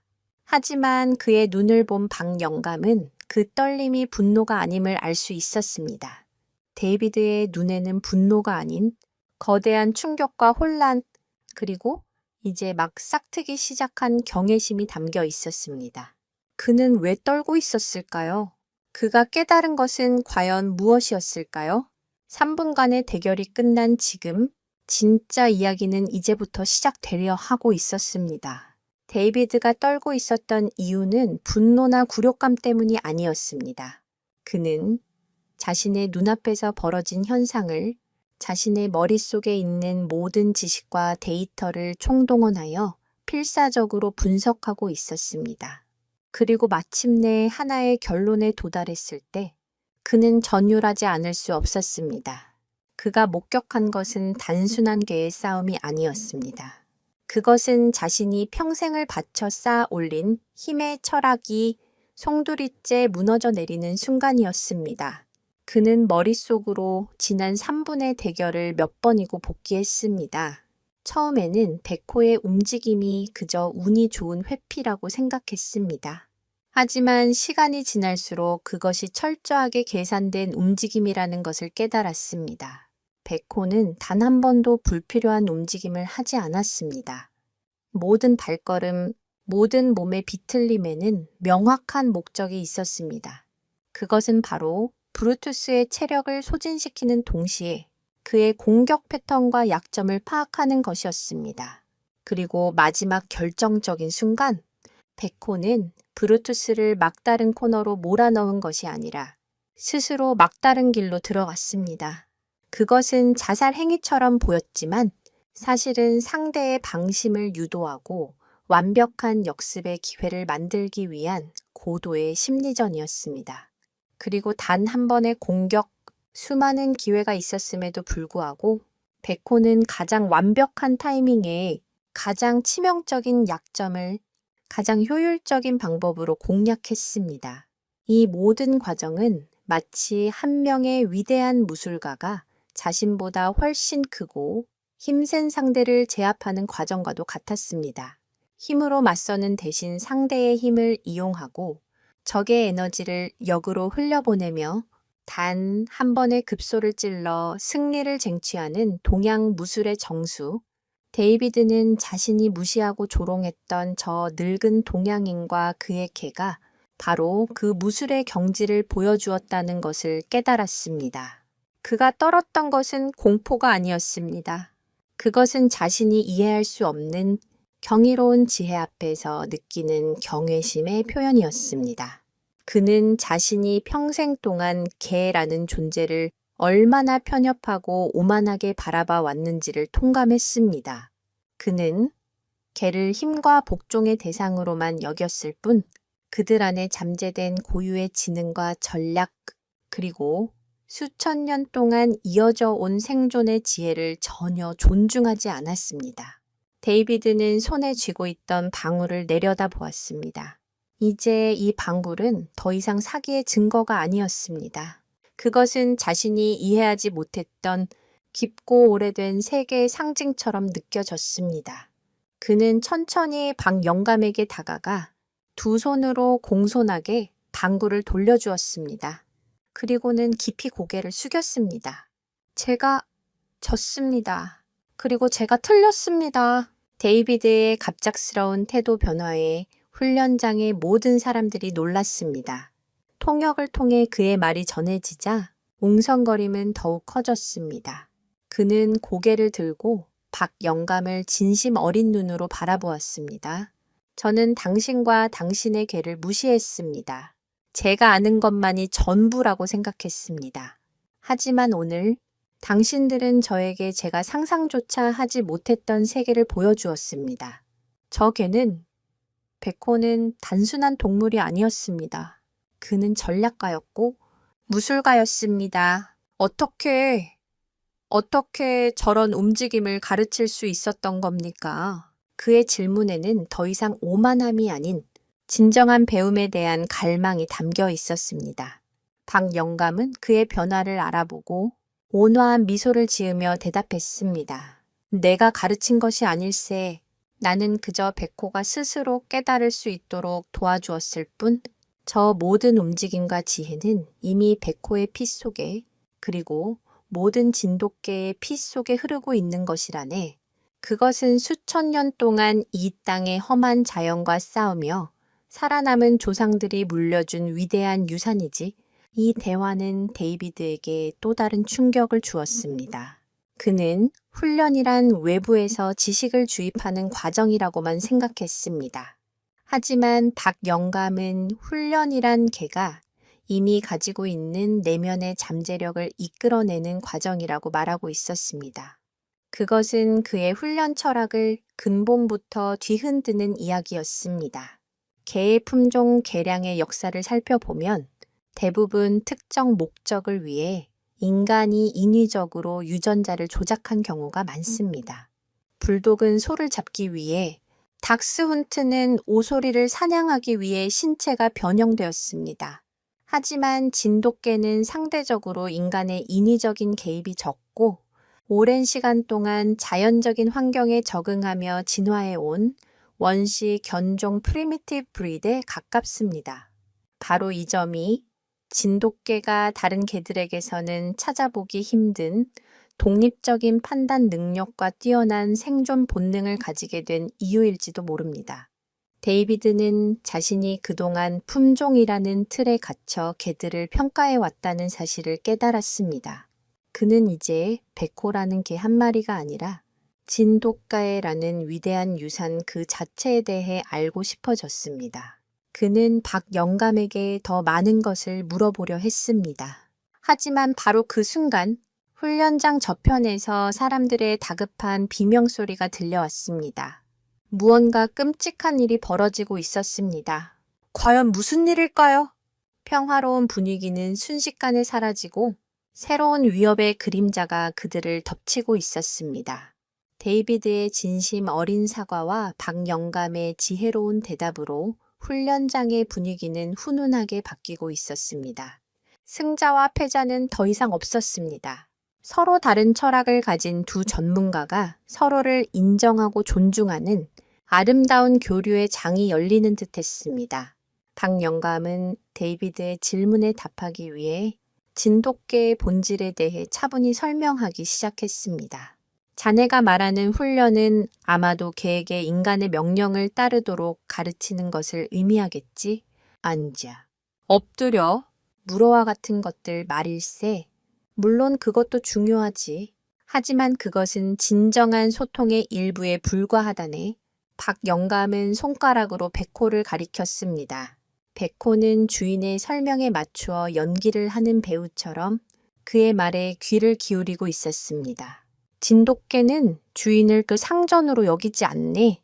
그들은 주인을 삶을 함께 헤쳐나가는 동반자로 생각하지. 그래서 무조건적인 복종을 강요하면 오히려 마음의 문을 닫아버린다네.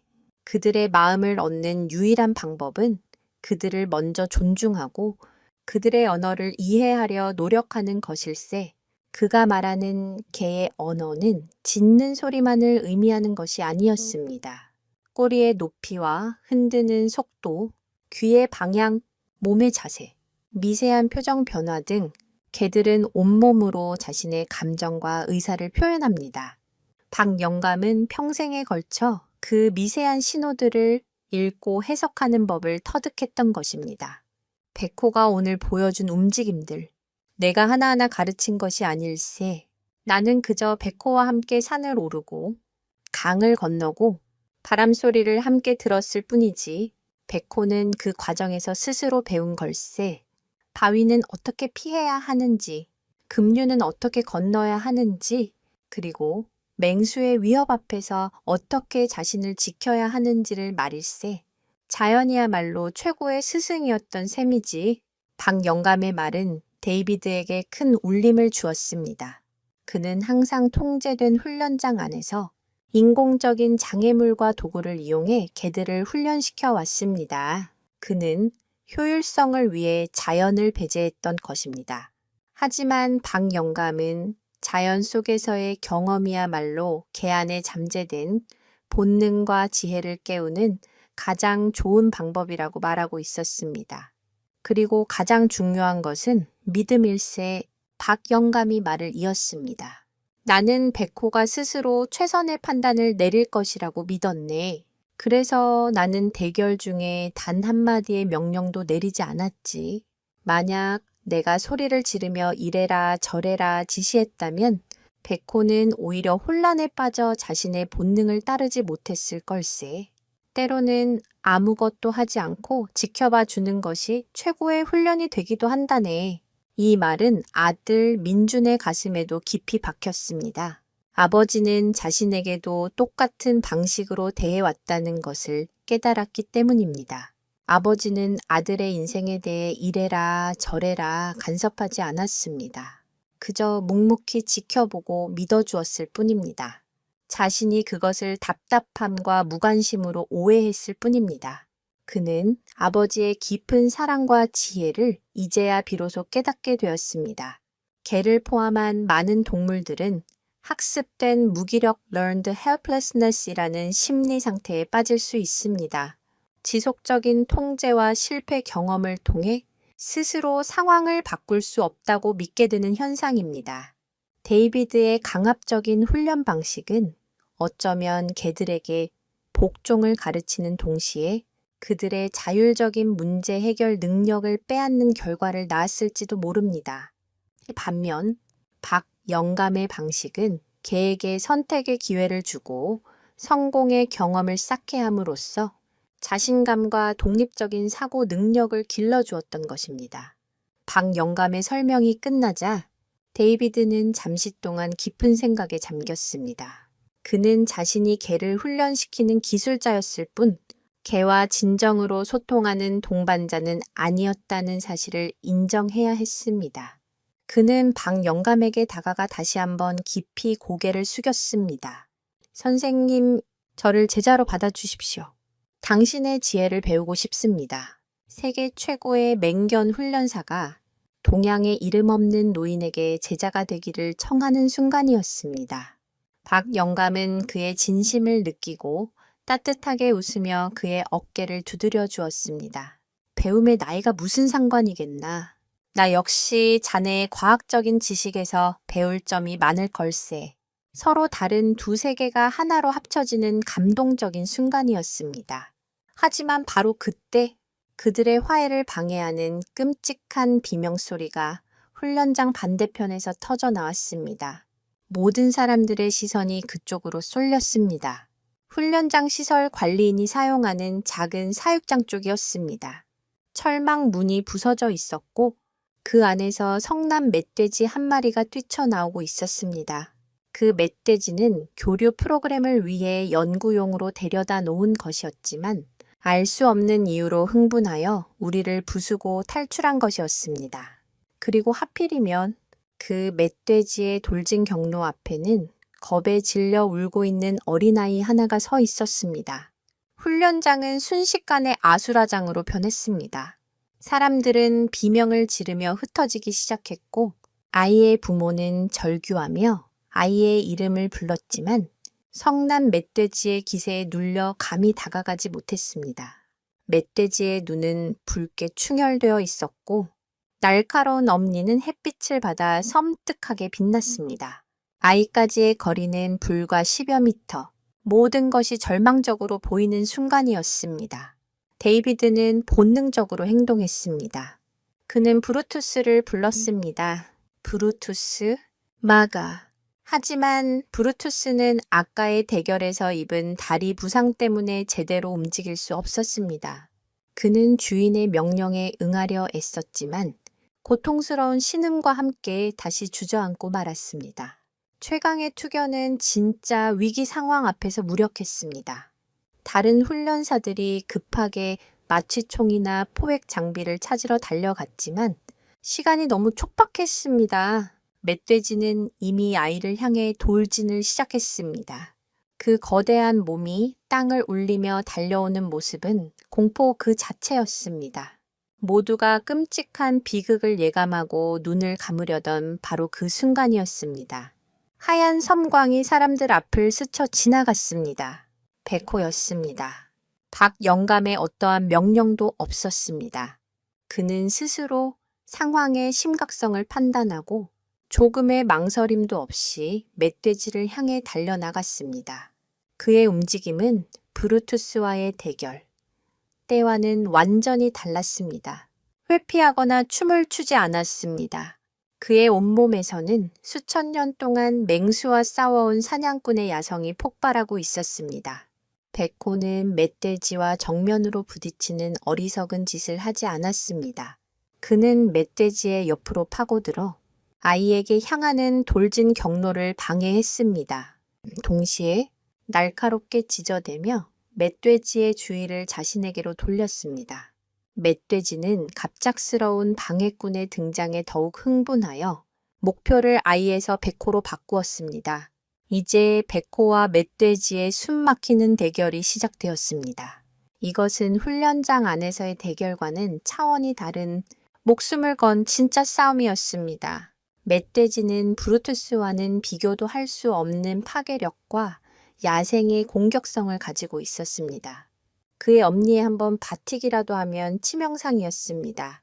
하지만 백호는 두려워하지 않았습니다. 그의 피 속에 잠들어 있던 선조들의 기억이 멧돼지를 사냥하는 법을 그에게 알려주고 있었습니다. 그는 멧돼지의 주위를 쉴 새 없이 맴돌며 혼란스럽게 만들었습니다. 멧돼지가 고개를 돌려 그를 쫓으려 하면 재빨리 반대 방향으로 움직여 공격을 피했습니다. 마치 숙련된 권투 선수가 자신보다 훨씬 큰 상대를 농락하는 듯한 움직임이었습니다. 데이비드는 그 광경을 넋을 잃고 바라보았습니다. 그는 방금 전까지 백호가 보여준 것이 고도의 전략과 지혜라고 생각했지만 지금 백호는 그 이상의 것을 보여주고 있었습니다. 그것은 바로 용기였습니다. 자신의 목숨을 걸고 약자를 지키려는 숭고한 용기. 그는 훈련을 통해 개에게 공격성을 주입할 수는 있었지만 저런 순수한 용기는 가르칠 수 없다는 것을 깨달았습니다.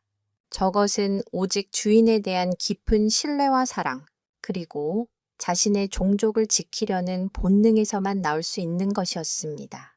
사실 야생에서 객과 동물이 단독으로 멧돼지를 사냥하는 것은 매우 드문 일입니다. 멧돼지는 매우 위험한 상대이기 때문에 보통 무리를 지어 사냥에 나섭니다. 백호가 지금 보여주는 행동은 그의 조상들이 수세대에 걸쳐 터득한 사냥 기술과 주인을 지키고자 하는 진돗개 특유의 충성심이 결합되어 나타난 기적과도 같은 장면이었습니다. 백호는 시간을 벌고 있었습니다. 훈련사들이 장비를 가지고 돌아올 때까지, 그리고 아이가 안전한 곳으로 대피할 때까지 그는 자신이 멧돼지를 이길 수 없다는 것을 알고 있었을지도 모릅니다. 하지만 그는 물러서지 않았습니다. 그의 등 뒤에는 지켜야 할 주인의 세상이 있었기 때문입니다. 마침내 아이는 부모의 품으로 안전하게 돌아갔고 훈련사들이 포획 그물을 들고 멧돼지에게 접근하기 시작했습니다. 하지만 흥분한 멧돼지는 포위망을 뚫고 마지막 발악을 하려 했습니다. 그는 백호가 아닌 가장 위협적으로 보이는 데이비드를 향해 방향을 틀었습니다.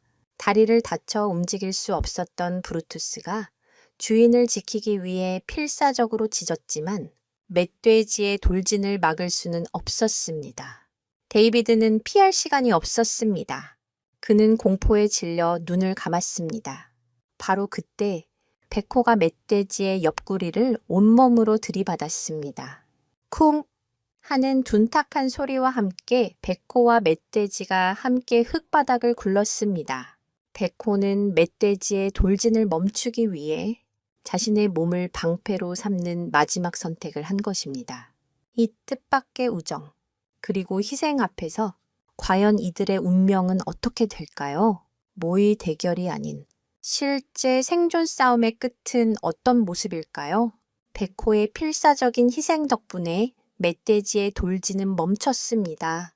그 틈을 놓치지 않고 훈련사들이 달려들어 포획 그물을 던졌고 마침내 성난 멧돼지는 제압되었습니다. 훈련장은 안도의 한숨과 함께 다시 한번 정적에 휩싸였습니다.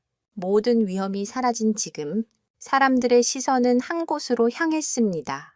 흙먼지 속에서 쓰러져 있는 작은 하얀 개, 백회개로 박영감은 비명 같은 신음을 내뱉으며 아들의 부축도 뿌리치고 백회개 달려갔습니다. 그의 얼굴은 핏기가 가신 차에 하얗게 질려 있었습니다. 백호야, 백호야, 정신 차려라. 백호는 흙바닥에 쓰러진 채 미동도 하지 않았습니다. 그의 옆구리에서는 붉은 피가 흘러나와 하얀 털을 적시고 있었습니다. 멧돼지의 엄니에 직접 받힌 것은 아니었지만 거대한 몸과의 충돌 과정에서 심각한 내상을 입은 것이 분명했습니다. 그의 숨소리는 약하고 불규칙했습니다. 데이비드는 다리를 다친 브루투스를 부축하며 절뚝거리며 다가왔습니다. 그의 얼굴에는 복잡한 감정이 교차하고 있었습니다. 자신을 구하기 위해 목숨을 던진 작은 개, 그는 방금 전까지 저 개를 무시하고 조롱했던 자신이 너무나도 부끄럽고 미안했습니다. 만약 백호가 잘못된다면 그것은 모두 자신의 오만함 때문에 벌어진 비극이 될 터였습니다. 수의사, 빨리 수의사를 불러요. 데이비드가 주변 사람들에게 고함을 쳤습니다. 최고의 시설을 갖춘 동물병원으로 이송해야 합니다. 모든 비용은 제가 책임지겠습니다. 박민준이 급히 전화를 걸어 응급 수의팀을 불렀습니다. 박영감은 쓰러진 백호를 끌어안고 그의 이름을 계속해서 불렀습니다.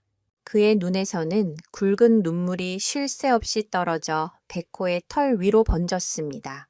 그는 평생을 함께해온 동반자를 자식과도 같은 존재를 잃을지도 모른다는 극심한 공포에 떨고 있었습니다. 백호는 힘겹게 눈을 떴습니다. 그의 눈은 초점을 잃고 흐릿했지만 필사적으로 주인의 얼굴을 찾고 있었습니다. 마침내 주인의 슬픔에 잠긴 얼굴을 발견하자 그는 마지막 남은 힘을 다해 꼬리를 아주 미세하게 한번 흔들었습니다. 그리고는 거친 혀를 내밀어 주인의 눈물을 핥아주었습니다. 그 모습은 마치 주인님, 울지 마세요. 저는 괜찮습니다. 저는 제 임무를 다했을 뿐입니다. 라고 말하는 것 같았습니다.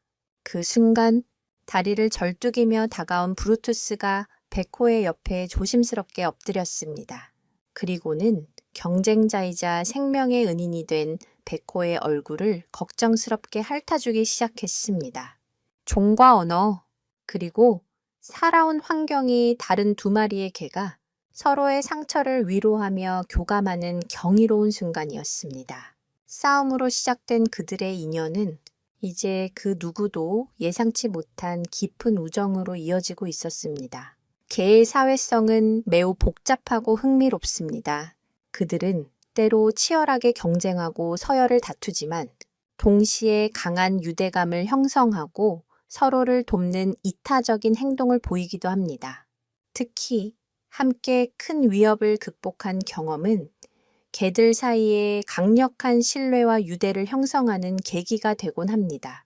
브루투스는 백호를 통해 힘이 전부가 아니라는 것을 배웠고 백호는 브루투스를 통해 경쟁을 넘어선 동료애를 느끼게 된 것일지도 모릅니다.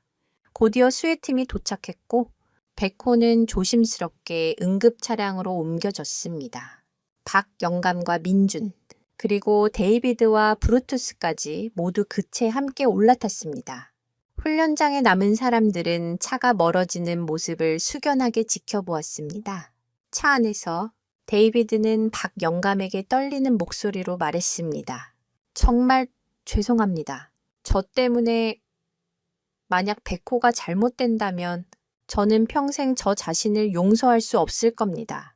박 영감은 흔들리는 차창 밖을 바라보며 조용히 대답했습니다. 백호를 탓하지 말게. 그리고 자네 탓도 아닐세.